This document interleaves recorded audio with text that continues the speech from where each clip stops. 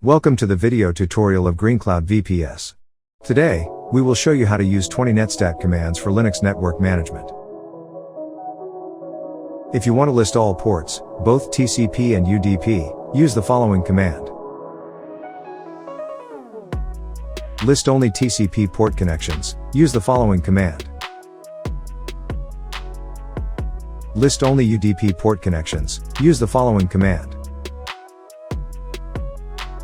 List all active listening ports connections, using the following command. List all active listening TCP ports, using the following command. List all active listening UDP ports, using the following command. List all active Unix listening ports, using the following command. Display statistics by protocol. By default, statistics are shown for the TCP, UDP, ICMP, and IP protocols.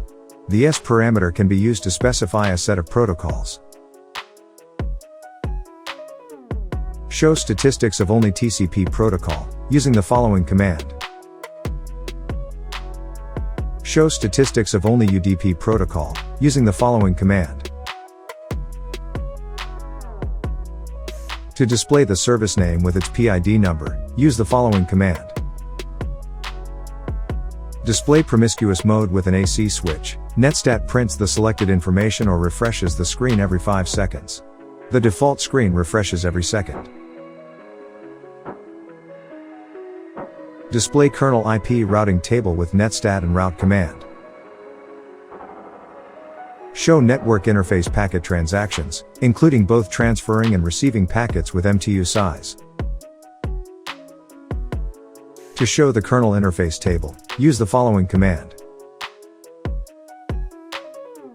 To display multicast group membership information for both IPv4 and IPv6, use the following command. To get netstat information every few seconds, use the following command. It will print netstat information continuously every few seconds. To find unconfigured address families with some useful information, use the following command.